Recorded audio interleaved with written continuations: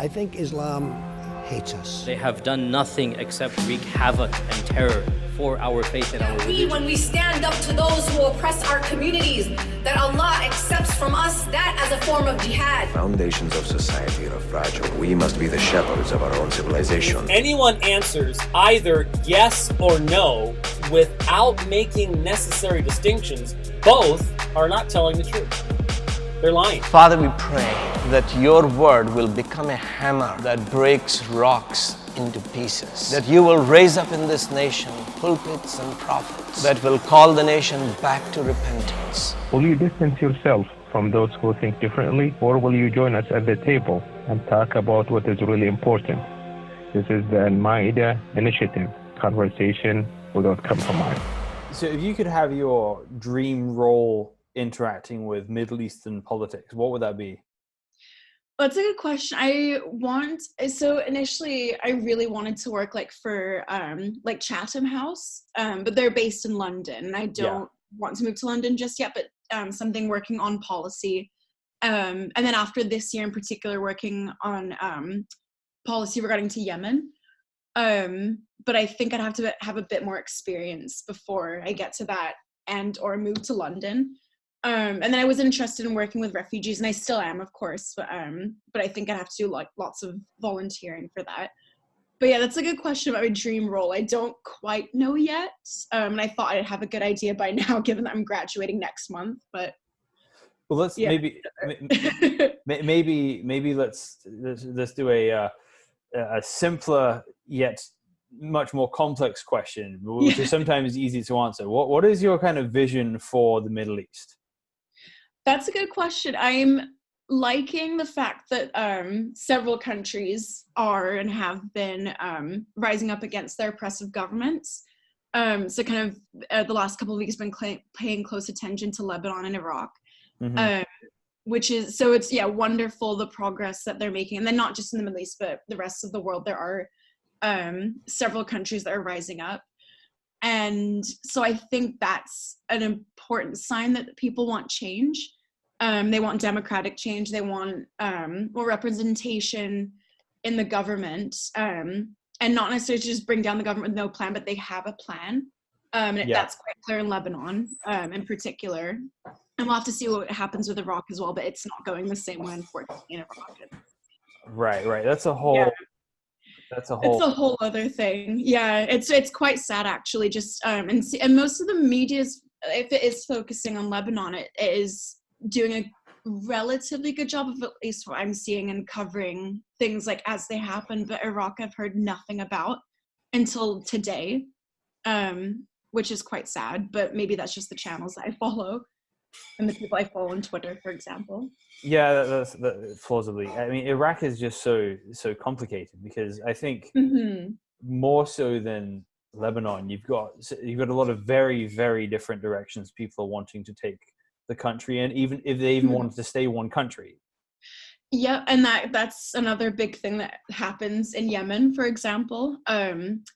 And in many other states as well, it's tricky to understand exactly what the people want when it is like a dominating voice that's coming out. But I'm hoping that in both those cases and in Sudan as well, there will be democratic change. There will be more representation of women, minorities, and so forth in their governments. I think that it seems like it is pointing towards a more positive future, but who knows? I think that's what we thought of the Arab Spring.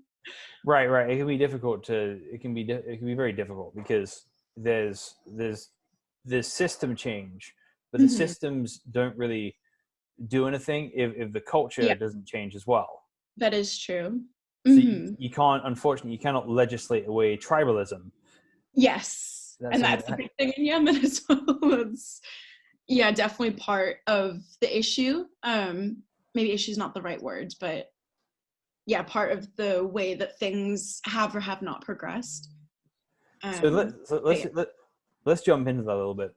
Yes. So I want to hear, give us an overview of Yemen as a culture, and then as a nation, because obviously the nation is somewhat of a modern thing, but people are referring to Yemen really for a long time. the Islamic history, it refers to the Yemen as a specific thing. So Yes. Yeah. Give us a lowdown of the history there. Yeah, so yes, I took lots of notes today and just kind of like divided it on like ancient history because that's quite important and relevant as well. And then what's like kind of the context with its colonial history and Ottoman history, and then what's going on today with the like kind of post-Arab Spring sort of state, and then the humanitarian crisis and kind of where we can see ourselves in the future. So Yemen's quite interesting. It often goes amiss, I think, and it's incredibly historical. It's been populated since like around 5000 BC. There's evidence of human settlement there from that time. And then I don't know what the biblical story is, but the Sabaean kingdom existed in Yemen, and that's where reported the Queen of Sheba lived. As well, so that's definitely something that Yemenis they're very proud of. What else? Roman influence as well. The Romans referred to Yemen as Arabia Felix, or Happy Yemen, based on the people that they interacted with there. So it has had a lot of kind of like foreign influence over the last millennia, I suppose, or multiple millennia. Then what else? And then kind of continuing on to like the Middle Ages, like pre-Islamic times, there was a significant Jewish and Christian minorities there as well, and got along generally well, like generally speaking. But of course there are wars of like who like and with the tribes as well, like who's kind of in charge of the various parts and that were inhabited. And then something else that's quite interesting is the Sabaean kingdom. And I found this out today, I had no idea, that Ethiopia was influenced by like the art and architecture as well. So for anyone who's interested in that aspect, I found that quite interesting. Yeah, so that's the ancient history. Yeah, you're right. It factors in pretty prominently in the Bible. You're right. The Queen of Sheba is kind of this moment that Israel fulfills its purpose. Yes, is when the Queen of Sheba visits Israel. The whole goal is they're supposed to build this righteous society which reflects God's laws, blesses foreigners. Yes, and it's always supposed to be externally focused. It's not just about them for their own sake. So when the Queen of Sheba comes to visit Solomon, it's this moment of triumph where there's friendship, there's wisdom being exported, and there's God's goodness showing through the world. And from that time, Yemen is the furthest point south that people really know about. Yes, and it's this amazing celebration. So the good news is when it talks about the future of the Messiah, it talks about his reign going from sea to sea to the ends of the earth, and it talks about Sheba and Saba being under his rule. So if you look at the Bible's view of the future, the thumbs up for Yemen. So that's wonderful. I didn't know all of that. That's really interesting. But yeah, I guess there wasn't that much in terms of like going across the sea, then that would have been the furthest kind of like Land's End at that point, and like kind of the furthest that they would have known of human existence. So it's really interesting. But yeah, that's so kind of the ancient history, sort of like leading up to modern, or like kind of the Middle Ages. So some things that are quite relevant and interesting are, kind of like to lay out the people in Yemen. So now it's 99% Muslim. Most of the Jewish minority did emigrate to Israel. And then I think Christians as well. Or kind of, and Yemenis sort of during kind of the initial like Islamic period, they emigrated to different parts of what is now considered the Middle East. So there are probably Yemeni descendants everywhere. But now it is 99% Muslim. It's about 60, I think 60% Sunni and 30% Shia. And so the Shias are quite interesting. They follow what's called Zaydi Shiism, and they're quite present along the north with the border of Saudi, and then within Saudi as well, but just the southern border of Saudi Arabia. So they were in power in Yemen for over millennia. So the minority ruling the majority, and that's where the Houthis come from. They're like also referred to as the Zaydis, but the Houthis are a specific family that come from the Zaydi minority. That's interesting, because that means you've got basically the whole southern coast of the Arabian Peninsula ruled by sects, because Oman is the Ibadi sect as well, which is so they're different Shia sect. So you've got the Shia minority ruling the Sunni majority. Yes, for like about a millennia. And so that independent king, when is that? So how much autonomy does that have? Because you've under the caliphates, it's all one more or less one territory until the sort of decline of the Islamic Golden Age. And then then where does its independence come in there? Is there an independence? So the Ottomans also had autonomy over Yemen as one of its states.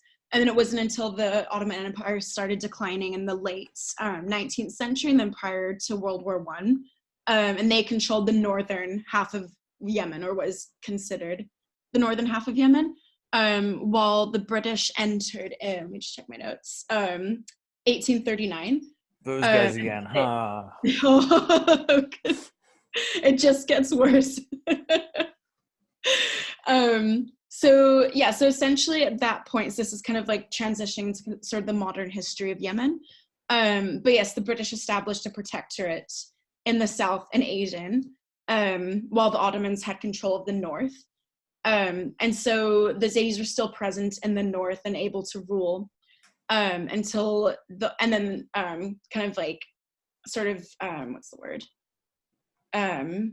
just became stronger after the decline of the Ottomans, while the British still had their protectorate.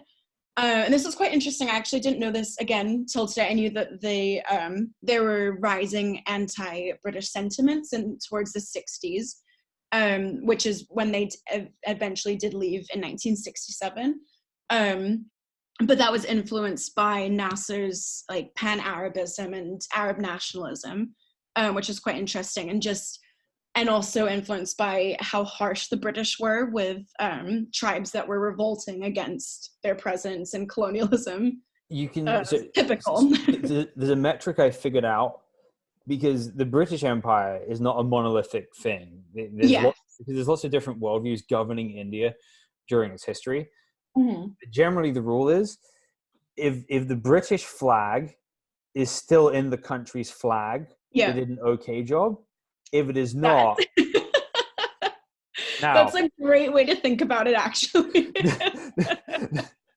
Now, I'm guessing the British flag is nowhere to be found in the Yemeni flag.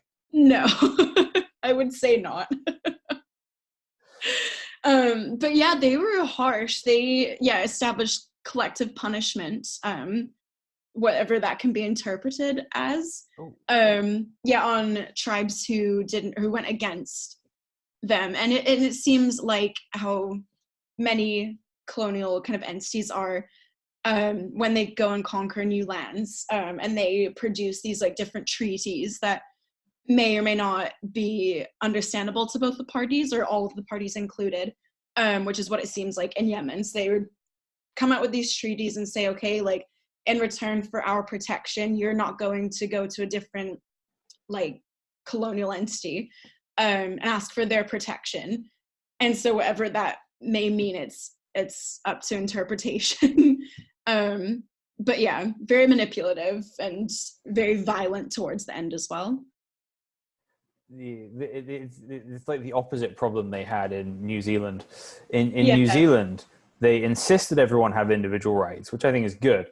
However, they basically insisted that tribal lands be given to individual tribe members, who then promptly sold all the land because they realized how much money they could get from it, but they hadn't learned how to function inside with money instead of stuff at that point. So they kind of blew through it. So that's something that's done with maybe better intentions, but just as clumsy an execution. Yes, clumsy is the right word. Not exactly well planned out or executed in that case. Whereas Fiji seems to be one of the exceptions. Really? Yeah. So I went to Australia, New Zealand, and Fiji on the same trip. And in Fiji, by that point, they seemed to know what they were doing. And for the most part, the native Fijians own their own land, and they have a fairly strong culture. And the British actually didn't really want to go in there. The king of the tribal leaders said, "Hey, if you make me king of Fiji, we'll be British." And they're like, "We're not touching that with the 10-foot pole." Yeah. He comes back 10 years later and says, "Okay, I'm the first among equals, and we'll be British." And like, fine.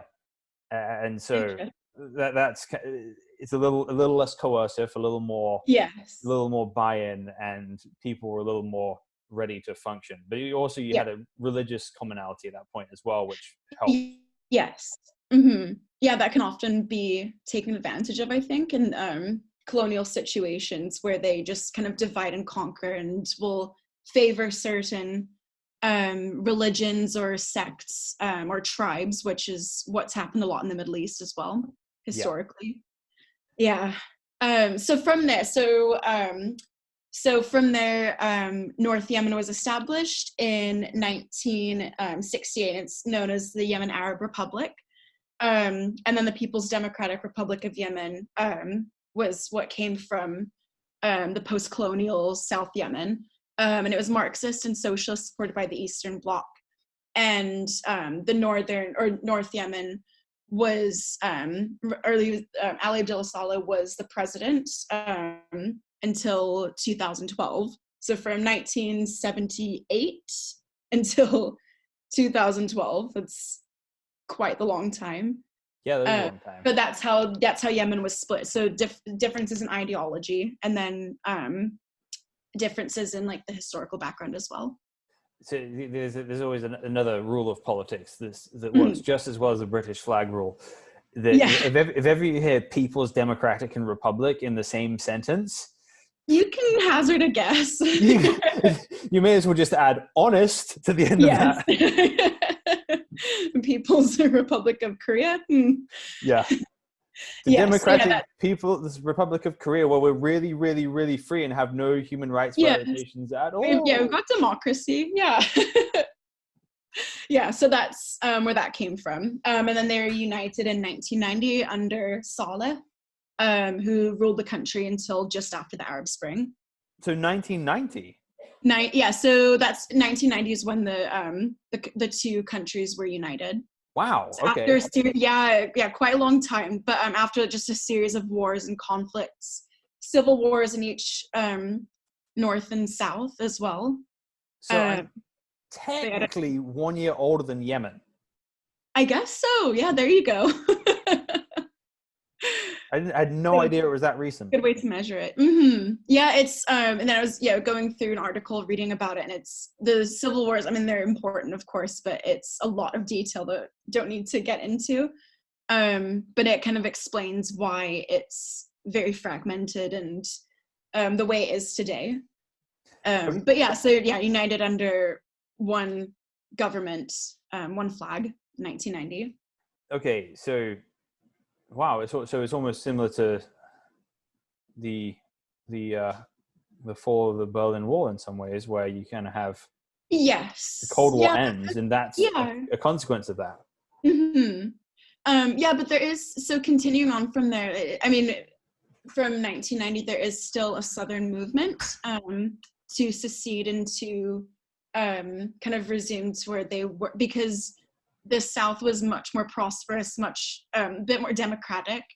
Women had more rights than they did in the North. It was it was doing better than it was in the north, and so there is a move today to secede, which is interesting. It does play into kind of the current situation, but yeah, that's it. Not everyone's happy necessarily with the unification.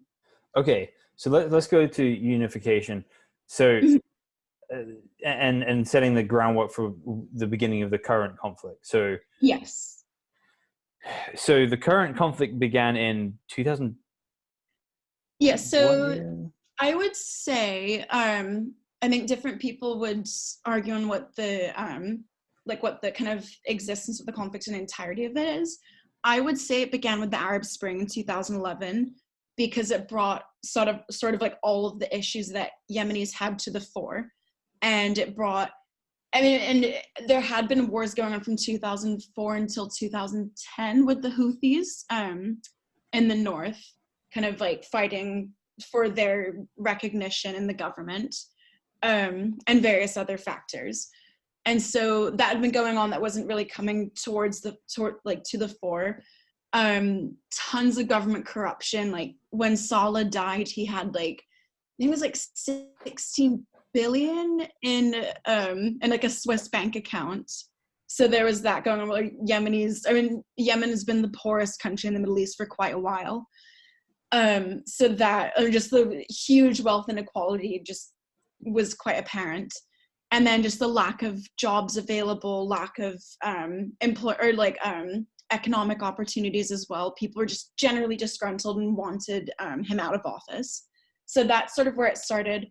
And then let me see, I think it was the following December after the Arab Spring, Saleh signed the Gulf Cooperation Council plan to get him to step down and to get his deputy vice president to step in as prime minister. So that seemed like it was going okay for a while. And the year after the Arab Spring, it was getting better, but sort of their tensions bubbling underneath. So that's sort of probably where the conflict really started to kick off from there. So it seemed like things were going up, and then just kind of all descended into chaos. So the Western powers were originally aligned with northern Yemen. Yes. Yeah. And then and that would represent, and that would mostly be who the Houthi population now, or? Yeah, so that one's a bit tricky. So the Houthis were, Saleh himself was Shia, and so I struggled to kind of understand, they were allied with him and they turned against him because they killed him in 2017. Trying to remember exactly. But they went back and forth with being allied with him versus being against him versus going back and forth. But no, so the Western powers today, so the US and the UK, they're the ones who are supporting the Saudi-led coalition. So I would say that they support the Saudis. They don't support the Houthis. They're completely against them. And view them oftentimes, they're referred to in the media as the belligerents or the rebels. And they, I guess, technically are rebels, but yeah, they're Western powers are supporting, maybe not politically, but just with arms and weapons. Yes. So at what point does Saudi Arabia get involved in the situation? So the Houthis took over Sana'a, the capital city, in December 2014. And ousted Hadi, the deputy prime minister, taken over from Saleh, and they forced him out. They just besieged the city, and then forced a lot of the government ministers to resign as well the following month in January 2015. And then the Saudis came in on the 26th of March that year, and began their aerial bombardment of Yemen, mostly Sana'a, in it's called Operation Decisive Storm, which I think is the name of another operation. I can't remember if it's in Somalia, but it's it sort of rings true, the same elements. And that's what they've been doing ever since. It's been like 5 years now. And they have had wavering support in terms of who's been providing arms, but the US and the UK have been the ones who've provided the most and been consistent with their support and lack of condemnation for war crimes they've committed in their aerial bombardment. So it seems like the biggest issue with what the Saudis are doing is because they've gone in to defend an ally, basically, right? Yes. So Hadi called on them because sorry, I missed a point. When they ousted him, he fled first to Aden and then to Riyadh, and so they recognized, or internationally recognized, government of Yemen rules from Riyadh, but the de facto Houthi government rules from Sana'a. So they are the ones that are making the decisions, but they are not even within the country, so they can't do a whole lot. So Hadi called in the Saudis and the Saudi-led coalition of, there's a bunch of states. So it's the Emirates, Kuwait, Qatar, Bahrain, Jordan, Morocco, Sudan, Egypt, and Pakistan. So they're the ones that are providing people, artillery, like weapons, everything. And then the US and the UK predominantly are the ones who are selling and providing those as well. So this is not like some of the wars in the region. So this isn't like a Western-led interventionism. This is Middle Eastern politics supplied by America and the UK and Canada and others.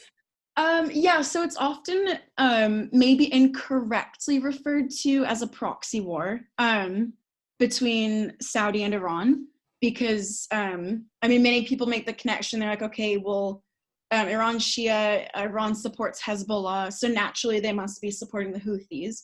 And neither of them have explicitly said, yes, we're supported by, or yes, we support so-and-so. So I think it tends to be quite lazy to just refer to it as a proxy war. It may be the two kind of sort of regional hegemons trying to battle out, and Yemen and the Yemenis are the casualties and the ones affected. But I think it is Saudi trying to sort of establish itself and say, okay, like, don't mess with us. We're the ones that have all the Western support. Iran does not have Western support. And I don't know. So that's where it does get quite tricky, and that's where a lot of like academics do argue over what exactly it is. But it is quite clear that the West does support Saudi for whatever reason. And yeah, that's the tricky aspect about it. And it's hard to kind of go from there and say, okay, how can we end this and look towards the future? And then whatever you believe about the cause of the war, right? Whether it's a just intervention or an unjust intervention, what is happening is Saudis basically pouring money and bombs into the country, and is managing to lose the war more or less. Yes, yeah. As far as that, it's not going well for them. Because, well, this is partly what happens when a monarchy enters warfare. Yes. Because the troops aren't trained properly. Money is thrown at the problem. Yes. And they don't escort their tanks. They don't have properly operational ground forces. And the air force is the easiest way to deal with things, but it's also that's a good point. Yeah, with the most collateral damage. Yeah, that seems to be the case. It doesn't seem to necessarily be the case that they're kind of all over the place, which is probably, there are factions fighting on the ground, which is what the Houthis are doing. But the Saudis have been complicit in like blockading the ports. So the last, 3 years? So from 2015 until 2018, they had blocked the port of Hodeidah, which is on the coast with the Red Sea. And they just weren't allowing anything to get in. So like any foreign aid, clean water, medication, like gas, like Yemen's essentially run out of oil and gas at this point. So they're complicit in that. So kind of really like aggravating the humanitarian situation. And then the Houthis, anything that they got and they would just steal and resell in the black market. And of course, Yemen being the poorest country, no one has the money to purchase these things. And it's just, they kind of take it for their own gains. So both are completely complicit in that. But with the aerial campaign, it's quite, I don't know, it's really interesting. One fact that I've found is that what they do to certain, like they have done in certain villages, is they'll do like what the IDF do to Palestinian villages, where they say, okay, we're going to airstrike you in like 5 minutes. Like on a like they'll just send down leaflets and they'll say, okay, we're gonna send an airstrike. You need to evacuate. You need to leave. And in these villages, many people are completely illiterate, and so they can't read. And they're like, okay, what is this? And then they all get killed because they get hit with an airstrike, like 5 minutes later. Or there's a case of the school bus that was filled with like 50 kids, and an airstrike hit it. And it was an American company that had made it because people went in and they found pieces of the bomb. I think it was made by Lockheed Martin, or one of the multiple companies that is complicit in selling bombs and aircraft to the Saudis. So a very long-winded answer.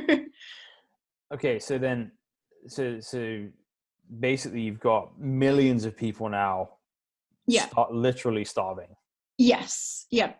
14 million people on the brink of famine. And not only famine, but the cholera outbreak as well has been recorded as the worst in history, like ever. Yeah, it's really horrible. It's hard to figure out what the best course of action is, apart from highlighting these, because many people aren't even aware of the fact that this is going on. Right. Because, well, let's go through. Let's cycle through some of the options for the country going forward, because there's several layers of the problem, right? Yeah. One is the loss of life. Yes. One is the famine. But solving those does not necessarily solve the direction for the country either, which exactly, it's a short term. Yeah.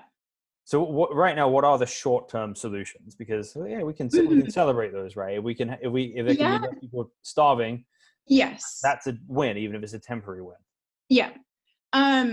My kind of ideas for short-term sort of wins are, one, peace building. So there have been peace building efforts made. So in Stockholm last year, when this Hodeidah agreement was agreed upon, and the current UN Special Envoy, Martin Griffiths, was the one who presided over it. And he's recently come in. Yemen's had 2 previous special envoys, who one of them was present in 2015 when the Saudi airstrike campaign started, so he resigned.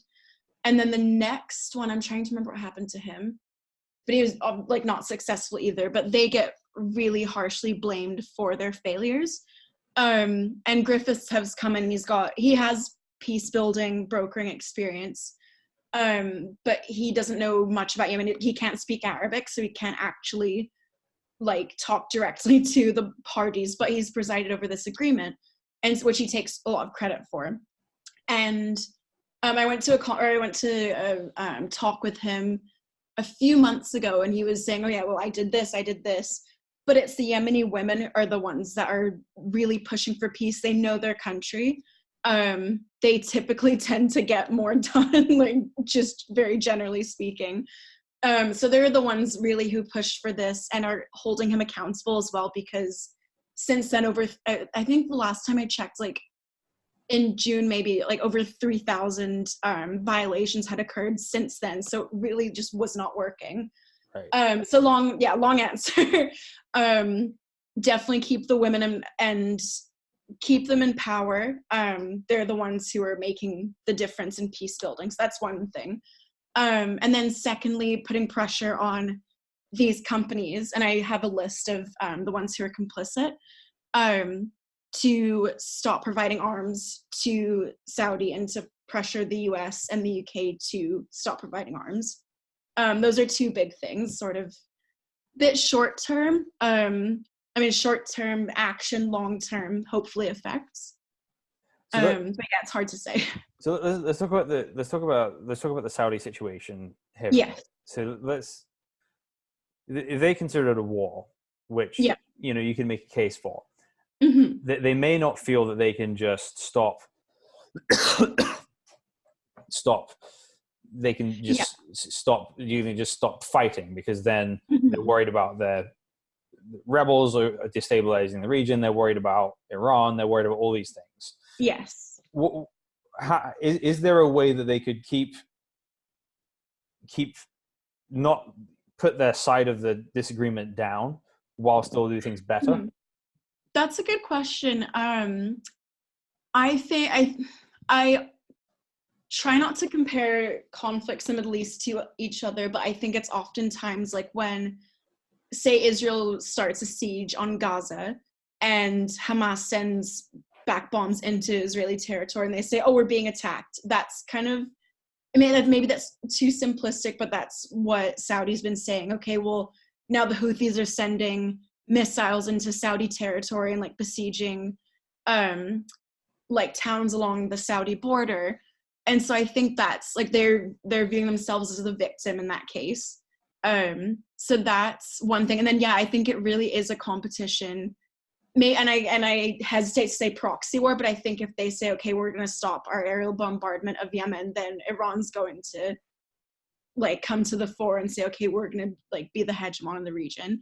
So I think it's a combination of those. I think it is really like Mohammed bin Salman trying to like prove his power and say, okay, I'm like the young like king to be, now I'm going to just show off the power that I have, regardless of whether or not he actually has that and can prove himself.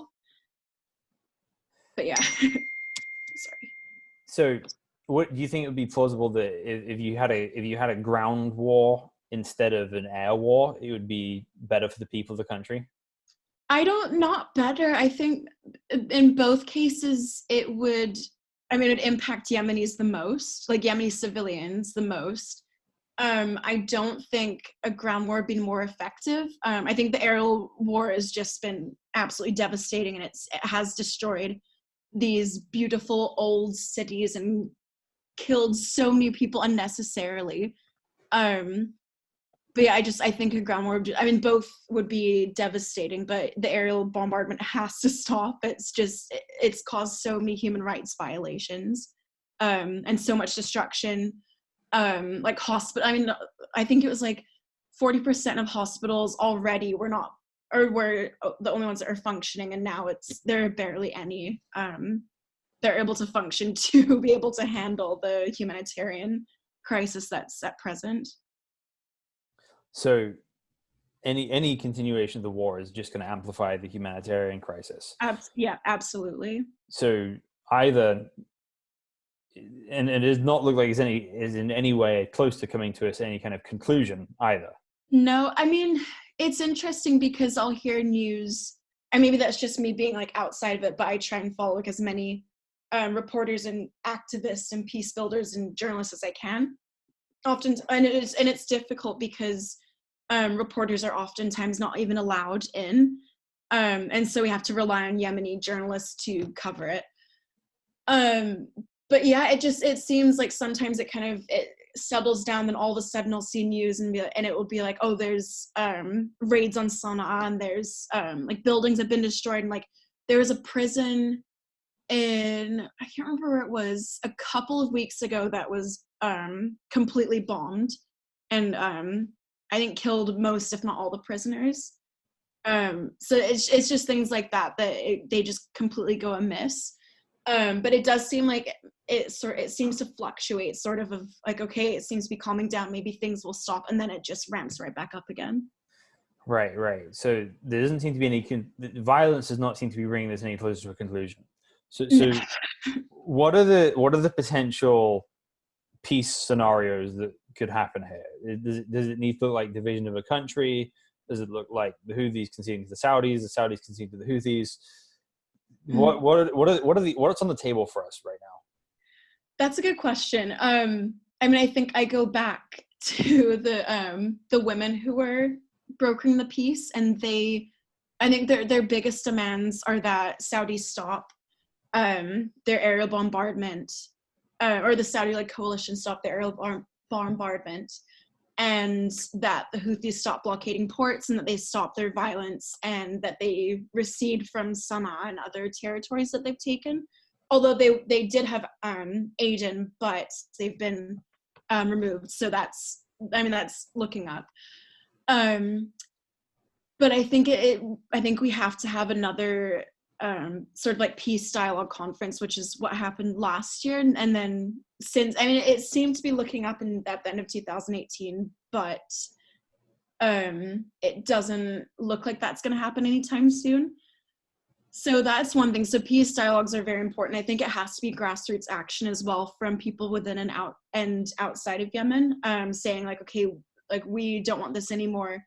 Like we need to think of like the humanitarian situation first and preside that all over, because it's just going to end up in an absolute disaster with massive loss of human life otherwise. So what do you think what do you think the main things in the way of peace in Yemeni culture are right now? It's interesting because so Yemenis are referred to like just very like welcoming, open, peaceful people. So it's just a shame that there have been divisions sparked amongst the population. Like something my dad always says, like, yeah, we used to pray next to the Shias in the mosque. Like there was in society, it did not feel like there were harsh divisions. And so I think it needs to either return to that, or there needs to be a recognition of, okay, there are minorities who maybe need their kind of demands expressed and met, and perhaps that's more like representation in government, for example, which is, it's always a good start to bringing peace in a country. But yeah, that's a really tricky question. It's hard to sort of see, but I think just generally speaking to Yemenis, they're like, it's not our sort, like this is not our nature. We don't want this to be a divided society. It never was. It never felt that way. But yeah, I think it needs to be sort of like a grassroots movement to finding kind of the similarities, not the differences, and not having people in power who are going to sort of manipulate those differences between people in society. So here's a question. When Yemen became a united country, was that a grassroots thing, or was that something that kind of superimposed from high up? I don't know, actually. I think it was sort of imposed from higher up just to sort of consolidate the similarities in culture and language and religion, for the most part. But I actually don't know about that. That's something I'd have to do a bit more research on. Because from one thing I've been thinking about with looking at, say, Iraq and say Turkey, especially Turkey recently. Yeah. If you look at the history of the European nations, they mostly came about pretty organically. Yes. There were groups of people that wanted to belong to each other. So England and Scotland, for example, had Protestant cultures and wanted similar laws. So it was a very natural fit. And after the First World War, the sort of Westphalia European nation state paradigm was basically haphazardly applied to the Middle East in a way that was imposed through coercion rather than natural persuasion. Yeah, and colonialism is a big factor as well. So there's a lot of nations that weren't able to grow into one nation organically. Yes. And therefore there's all these tensions going on there that have to be suppressed through force. Yes. Right now.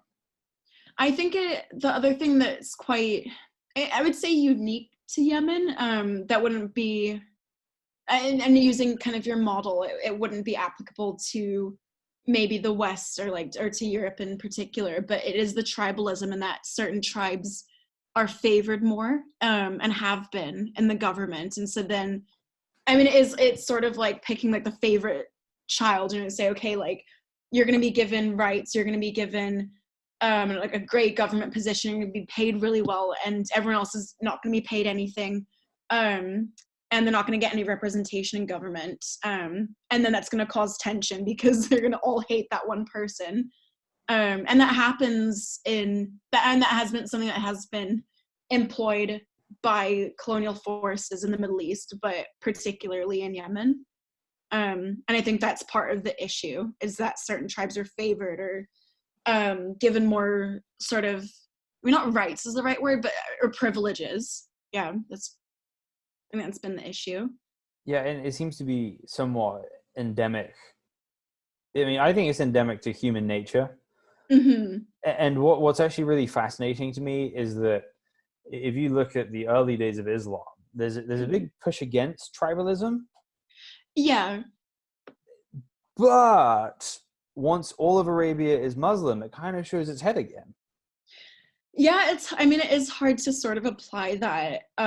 Like, okay, like this is a great idea, like we shouldn't favor, and I think, and it happens with racism as well. And you say, okay, we're not going to favor one race, everyone's be treated equally, and then like one particular race is treated equally, and however that may happen. And it comes about with other factors like colonialism, like religion, like I mean wars and battles over those sorts of things as well. And I think that's how sort of history's progressed. But it's really interesting. But it's almost that there's two ways to get rid of tribalism, mm-hmm. and one is temporary, one is permanent. The temporary one is you have some external threat, mm-hmm. and you're unified by the British, or the Ottomans, or the whoever, right? Yes. So you come together by being Yemeni rather than everything else. But mm-hmm. that doesn't necessarily hold everyone together once the external threat is less relevant. That's that's true. This is kind of random, but I was watching the Netflix show, and it's oh my god, what's it? The guy who made Everyone Loves Raymond, Everybody Loves Raymond, Ray Ramone. And it's so he goes, and I was a bit hesitant to watch this because I like the one episode where he goes to Tel Aviv, and I was like, oh, like this is just going to be a lot of sort of like food appropriation stuff, and it was, but it was interesting because he was talking to an Israeli girl, and she said, yeah, it's just like we don't really, like in Israel, we don't necessarily get along until there's an external threat, and then we all get along. And I was like, okay, I don't necessarily agree with like where that sentiment comes from, but at the same time I can understand that's adapting that sort of logic of like, okay, like we're all separated in our societies until there's an external threat, and then we all unify, and then we say, okay, we are insert like identity or nationality perhaps, and it's right. flawed, it's not perfect, and it can be adapted to a variety of different sort of situations, but maybe that's the case for Yemen, but maybe it doesn't seem like it's been working so far. People are quite split. No, and so I think that that's but that is what's happened in large part in Israel right now. You have a lot of different people who would think diametrically opposed, but because of the perceived and actual exterior threats, it just holds everybody together in a way that like we're brothers in arms now, and no matter else what we believe, we have to depend on each other for our survival. And that's a powerful thing that can bring tribalism together, but it doesn't really fix the problem, because then what happens when you've defeated that? You have all these divisions come up again. Exactly, and that's thinking about it now, and especially like with the death of Baghdadi the other day, I was thinking about it, and it's sort of the same sentiments we had post 9/11 in America, where we said, okay, I mean, not me, because I ended up being like the one who kind of got the brunt of it, but Americans like, okay, we're all gonna like band together, like it doesn't matter where we're from, we're all together. But then of course like the Arabs and Muslims end up, I don't know, getting like racially abused and stuff, and then Iraq and Afghanistan get the brunt of it. So I think the idea and like the philosophy of it is a great perspective, and it can work, but then often it ends up, and then it's the same thing with Israelis in this particular example. They end up seeing all Palestinians as their common enemy, and then that sparks racial divisions and racism. So So it could, I mean, that could be the case for Yemenis, but I think a lot of them really do hate Saudi already, so it's not like there's much of a difference. But even then, like I meet a lot of Yemenis. Like honestly, most of the Yemenis I meet over here like Saudi Interesting. because Why is that? That's really interesting. because they would essentially see the Houthis as the troublemakers, and that Saudi is a place they feel has given them refuge from that. Okay, interesting.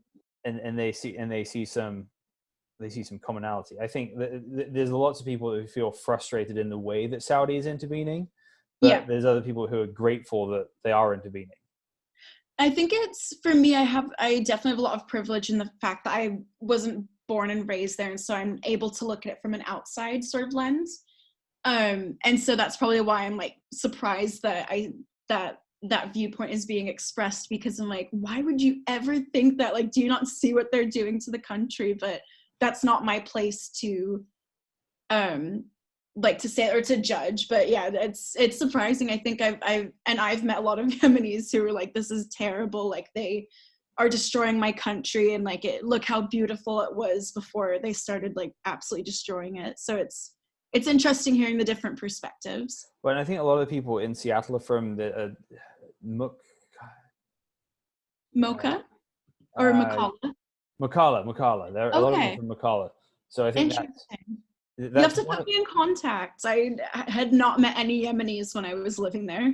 They're all here pretty new, but I think there's some Yemeni business guys who have put a lot of their money together to send students to the States or to kind of like build the future of the country.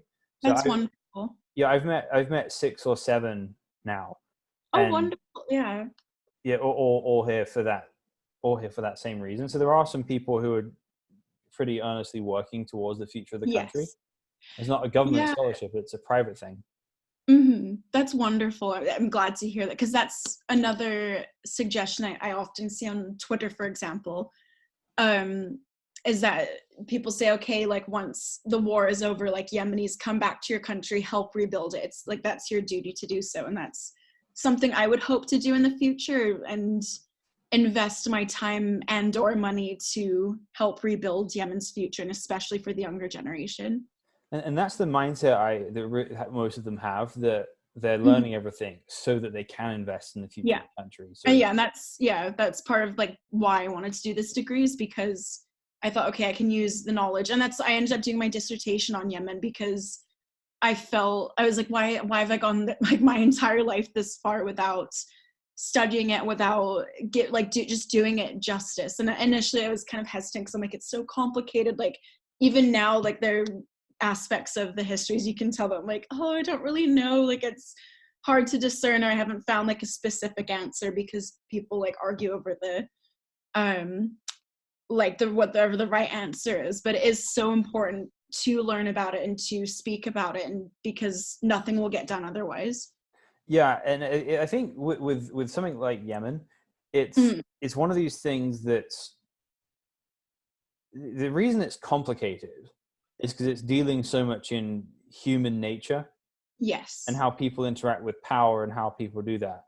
And like the way that the West typically deals with tries to do nation building in this day and age is it basically just tries to take everything as is and just like put duct tape around it without really getting to the heart of the issues. That's a great analogy. It's like, Sunni Shia, you stand here. Yeah. We'll just throw a few more of you in there and just add you on as well. Get on for the ride. So I think it really, the way nations can be built in a way that's peaceful and prosperous, and it touches on every aspect of life.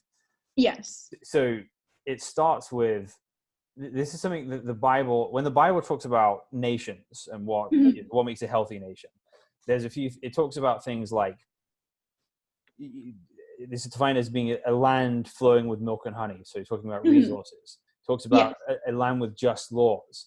but Yes. also somewhere that's outwardly focused, that actually cares about others, right? It isn't inwardly focused on their tribe. It cares about others around them and is free from bribery and corruption, right? Those are the kind of marks of a great nation in the Bible.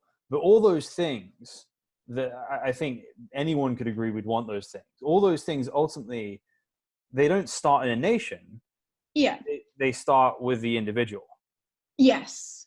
That Yeah. ultimately tyrannical nations or corrupt nations made by corrupt individuals who don't deal with their own stuff, and then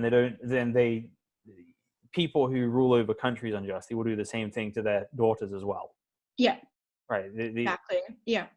You very rarely do you have a dictator of a country with a super healthy family life. Yeah, exactly. and then families build communities together as well.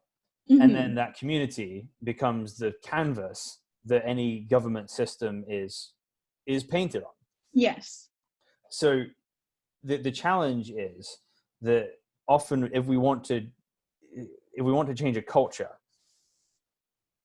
people kind of get offended by that, because culture is something that people hold to be sacred. Yes. But you've got to the problem is, if culture is completely sacred, it's treating it kind of like a god. Yeah. Rather than a gift. And if it's a gift, then the Bible says to honor your parents. Yes. Now, that doesn't mean that do every single thing they say, even if it's wrong. It means you respect the good that you have from it. Yeah. And that's the tools necessary for any nation. As a British person, as an American, as someone from the Middle East, you've got to learn how to filter through the good. Yes. And push away the bad. Yeah. Yeah, and I think that's where it needs to start for the next generation, for the next government, because this past government that led to this crisis was rooted in corruption and just taking everything and just absolutely draining Yemen of its resources and of its people's livelihoods. So the next government is going to have to be just the way that you've described. But yeah, it's hard. I mean, it's hard to find that, but it does seem like there are some wonderful people who are working towards peace and who genuinely have that goal of creating a better future. So it's uplifting, it's positive. And one of the other kind of things that was established in the National Dialogue Conference in 2014 to pave the next sort of steps for Yemen was a 30% minimum of women involved within the government with any sort of like peace building effort. And that's been adhered to in most cases, and that has seemed to sort of like make progress, which is wonderful. And so hopefully that will be something that continues. So in Yemeni culture as a sort of natural entity, right? Take a community of 100 Yemenis, put them somewhere else. Generally, what is it like to be a woman in Yemeni culture? That's a good question. So my perspective is interesting just because I haven't grown up there or anything. The women in my family are so strong. Just they've been the ones that have been pushing for women's rights. And then one of my aunts in particular, she was working on like this recent agreement as well, and she does like peace building activism. So I feel like Yemeni women often are put into a binary sort of where they're seen by outsiders as just uneducated, illiterate. They get married off, and then child marriage is rampant, admittedly, in Yemen. And then they're just mothers. And that does happen. That is quite, unfortunately, there are a lot of women that end up that way. And that has been something that has gone on for a long time. And then there are women who attend university, are educated, have PhDs, which is amazing. And so they're seen as like Tawakkul Kraman, who was the one who led the protests in 2011. And she had been protesting against Saleh like every Tuesday since 2007. So she has been involved in the activism. So Yemeni women are put into sort of that binary oftentimes, where they're only seen as like super empowered and just like stand up for their rights. They like will get in their like in the men's faces, or they're just like seen as meek and docile and really oppressed. And so that's not necessarily the case. There, that does happen. There is that on both sort of ends of the spectrum. But yeah, it's, I mean, then there are some really sort of like dire statistics about the rates of child marriage, which is absolutely terrible, and it really should not be a thing. But women are pushing for the marriage minimum to be 18, and there have been some strides made of that. But then again, like there are super conservative and Wahhabi officials who will push that back down. They say, no, this is too Western. You're being impacted by the West. Right. I'm trying to remember what is his name. There's one particular official who has been a problem. I wrote him in my dissertation. I'll have to look him up. But so he's a pretty big issue because he will push back on women, and he doesn't even want women in the government or in any sort of power where they have power over men. So that's like, those are the hindrances. But yeah, like Yemeni women in general, the ones who want their education, they don't want to be married off early, they want their rights. Yeah. Okay. So you've got the Wahhabi mindset, right? Mm-hmm. And what would you say is the intellectual center of the movement that's not that, right? Because often what you have in the Middle East, you have centers of which is like super secular Mm-hmm. or super religious. And where would you say the intellectual center of, okay, this is what we want Yemen to be? It's a good question. I think so. There are secular movements in Yemen. There were present in the Arab Spring, but they weren't the majority. The majority is quite conservative and really sticks to sort of like the sort of Islamic teachings, but the Sunni practice. So it is very, very conservative. I don't think it's going to become secular anytime soon, but there are sort of movements. There is a very, very small LGBTQ like movement in Yemen.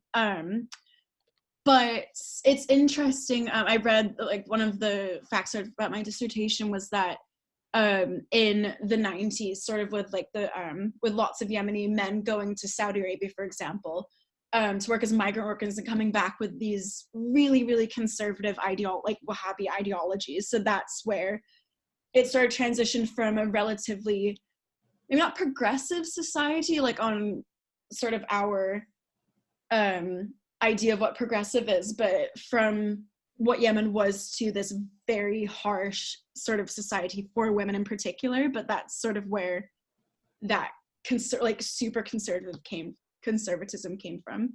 Yeah, and that I think is the central difficulty with, it's actually really hard to define progress objectively.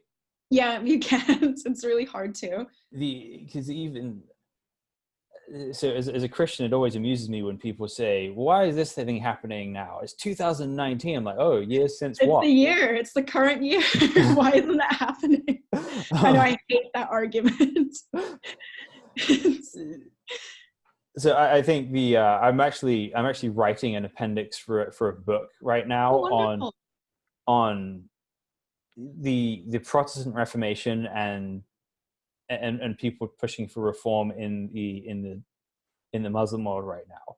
Because, oh wow, okay. Because there's actually some really interesting parallels to the Middle East now that there were to Europe in the Middle Ages before the Reformation.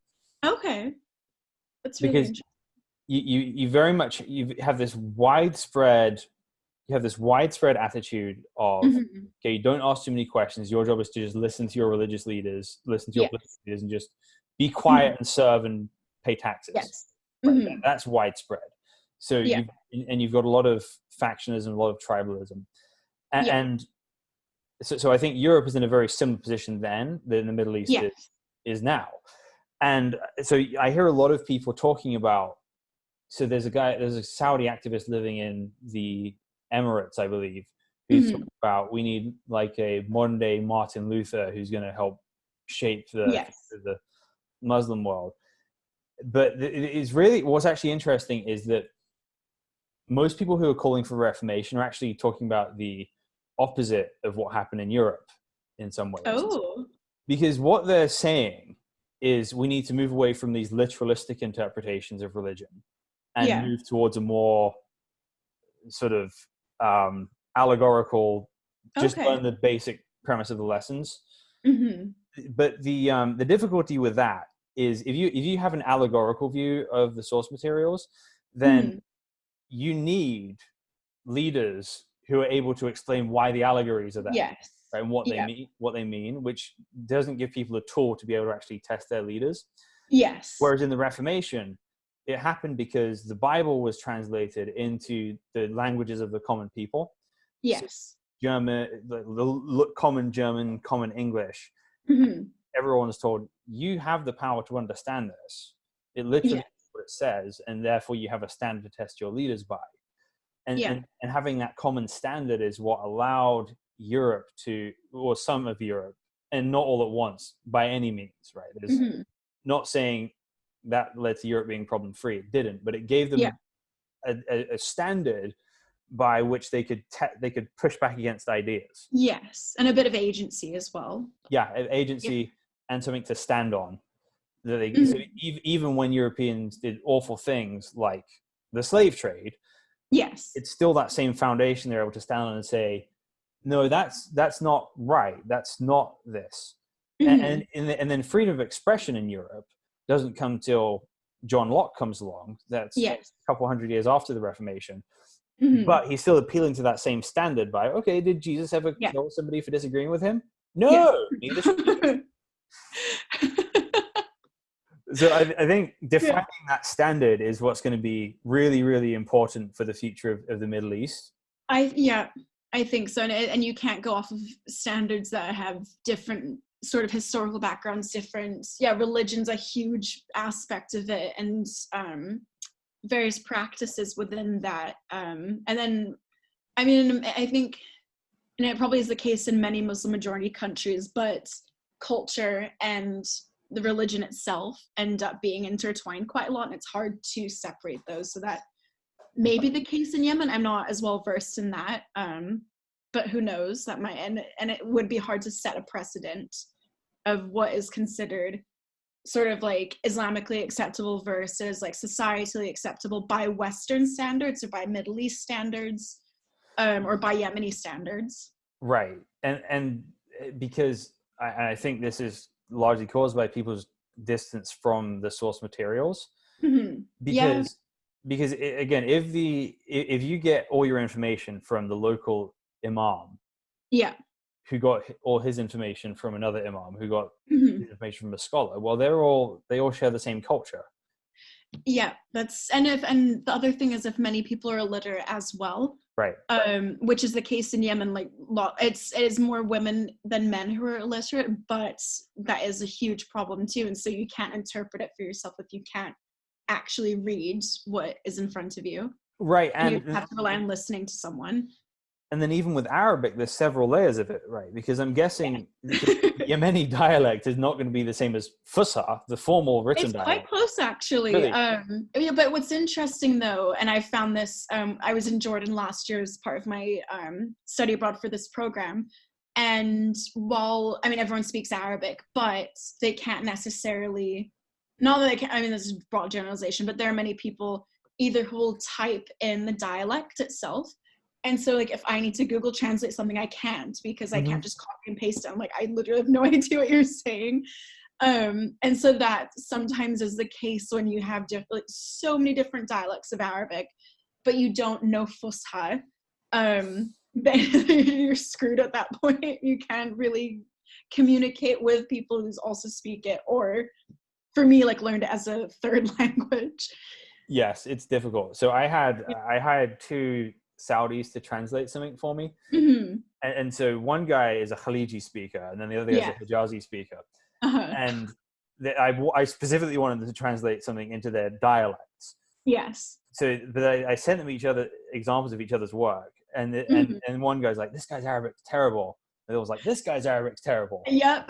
Then I found some, and I was like, what did I pay for? And then I sent them to somebody who speaks both, and it's like, this is excellent Hijazi. This is excellent Khaliji. It's like, interesting. Dude. That is really fun. I've always wondered that as well. Like with, I mean, like reading what Yemenis will post online versus like what my dad and I will text or like talk about. But yeah, it is also interesting with people who are like, oh yeah, no, my dialect's the closest like to Fusha. And my dad's always insisted, like, no, Yemeni is the closest. And people in Jordan were like, no, like Jordanian and like Shami is the closest to Fusha. And I'm like, nope. I have my own personal opinion on that. But it is funny, just kind of the broad sort of like spectrum of the dialects and how people can really struggle to understand each other. And I think part of that is from this culture that people have been taught, you're not even qualified to understand what your political or religious leaders are talking about. So why bother reading? So people just operate in their dialect. And then Fusha is the dialect for the scholars to speak in. And that you've got to have some sort of culture of, no, you can participate, you can know things, you can actually have some understanding of this if you're willing to work for this. Otherwise, there's no motivation for education. That's why I think it is really important, especially for diaspora Yemenis, and not just in Yemen, but in various countries that are experiencing either just mass uprisings or humanitarian crises or wars, like in Libya as well, to go back and help rebuild and say, no, you can't, like, you do have the right to push back against your government. You do have the right to sort of interpret things for yourself and decide whether or not this is right or wrong. I think it has to come from people who are within the culture, not say like Western governments say, oh no, like we're going to impose democracy on you and this is the way it's going to be. So I think it would be important for like those communities specifically to help that. Yeah, it's very important to have self-determination in the issue. That it's just a human thing. Like I've noticed, like that when if you're not sometimes if you're not friends with a person, you could critique something with good intentions. Yes, and they'd be really offended by that. Yeah, but if you sat down with them, they'd admit it 5 minutes into the conversation, and that seems to be what's true with a lot of Middle Eastern culture in some ways. That, and I bet it would go the other way as well. Like people calling America the Great Satan. If you just kind of talk to if somebody came and listened to people talking about their own government, they'd be like, oh, they know that. Like, oh, we're And I find that with the Middle East as well. Like a lot of people in the West see problems in the Middle East, and if you just listen to people in the Middle East talking about the Middle East, they know. So it's going back to the tribalism thing. Yes. That you don't like. That there's two parts of discipline to tribalism. One is reaching out in kindness to people who are different from you, but also being able to take feedback to evaluate the truth of the matter rather than where it's coming from. Yeah, that's important as well. It's a good distinction to make. But I think this is why I think things like dialogue and peacemaking processes are so important, and they can't be just from one sector of the society, which is wonderful in this last one in 2018, where women were heavily included, and not just women in the government, but from specific like grassroots organizations, because you need the feedback, and if your process isn't working and people are not happy with it, you're not making any difference. You're not making any progress either. Well, that's the perfect note to wrap this up on, because that's what this podcast is all about. So thank you for being on the show and talking about this. Yeah, thank you. I'm glad to have chatted with you and learned a bit more about your insights and everything. This is brilliant. Thank you so much. Thank you for being here, and thank you for listening to the Al Maida Initiative podcast. We'll be back with another episode next week.